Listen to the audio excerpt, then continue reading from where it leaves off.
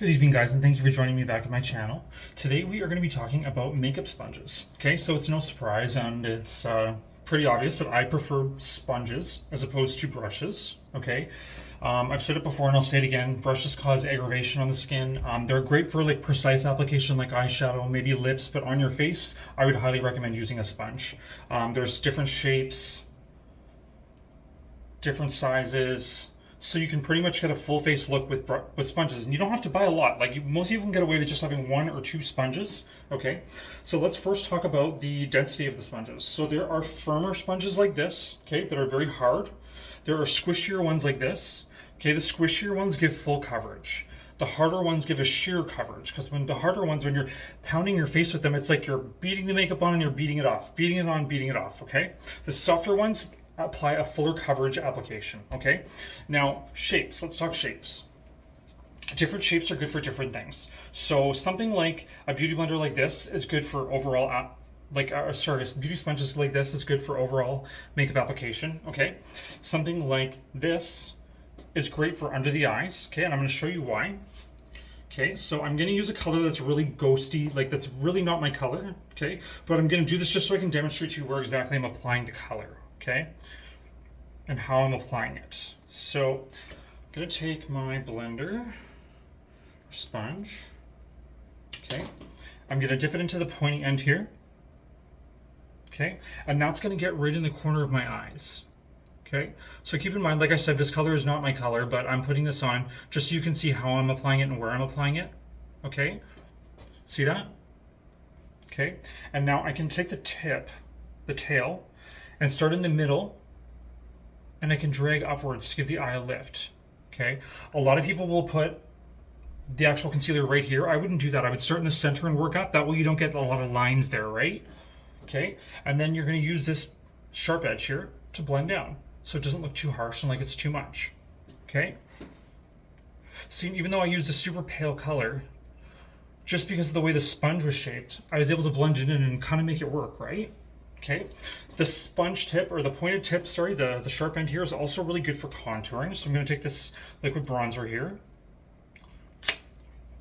Okay, we're going to do just a very slight contour with this. I'm not so big on like super contouring, but this kind of works. Sorry, I didn't put enough on here. Okay, there we go. See, I can get just a very subtle contour with that. And if you wanted, you could up the intensity. Okay, I'm going to up the intensity just so you guys can see where I'm applying it. Okay, and of course you would blend this, but see what I mean? Very subtle contour. Okay, now I'm going to take a little bit more of this liquid bronzer, and we're going to do our forehead now.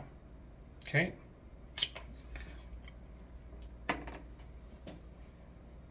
So we're going to go on the outer perimeter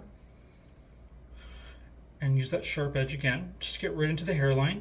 We don't want, if you have like gray or blonde hair, you don't want to stick it right in your hair, because then it's going to stick to your hair and it's going to show and it's going to look really silly. But you see what I mean? How I'm able to contour my forehead with that? Okay. Perfect. We can also do our nose with that, but you know the best way to contour your nose is to not contour your nose. Let's talk about nose contouring right now. Okay, I'm so sick of seeing girls walk around with these like anorexia, bulimia noses that are like so skinny like this. Like they're like pinched, where it's like you can't even see their nose anymore. It's like, you know what I mean? I can't handle that. That's crazy. So if you're gonna contour your nose, just very lightly, just down the side. Don't make a new shape. Just follow the side of your nose, and that's it. Okay. None of this like anorexia, bulimia noses. Those are gross. They're scary. They don't look good on anyone. Okay, anyone. Okay. Anyways, moving on. Let's talk about some other shapes of sponges. So I like this one here with a really soft, spongy feel to use to set my powder. Okay. Or sorry, to set my concealer. So you can mist your sponge with a setting spray. They should always be damp for best application. Okay. That shears out the makeup, it blends it out better, and it gives just a nicer finish. Okay, so I spray it with the setting spray, and then you can take your sponge and you can use it to set your concealer. Okay, go around the eye. Da, da, da. Okay, you can set your contour as well. You want to use the other end of it though, because you've got pale makeup on there, and you don't want to put that onto your contour, because then see it kind of erases the contour. Okay, so we'll use the other end, and we'll do that to set the forehead. Okay, perfect. And you notice I did really light contour. I find girls go way too heavy with that. Like, if you're just contouring in a way that brings out your own features, that's fine. But if you're creating a new face, that's where we have problems, okay? When you do that, it highlights, like, it just highlights asymmetries and things like that, and it never looks right when somebody creates a new face. The best face that you should wear is your face, okay? If you want to contour to just bring out your features, that's good, but don't draw a new face, okay?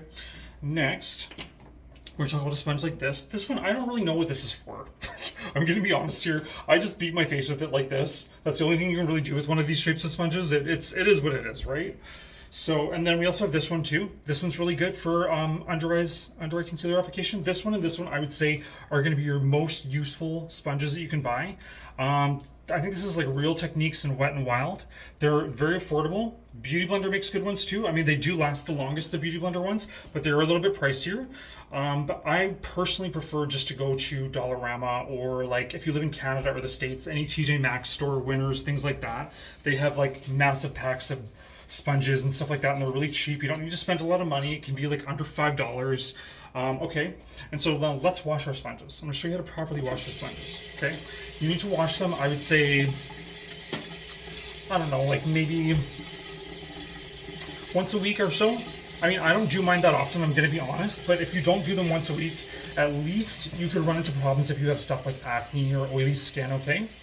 I tend to wash my face a lot, so my face doesn't ever accumulate a lot of oil. Well, it does, but like I wash it a lot, so it goes away.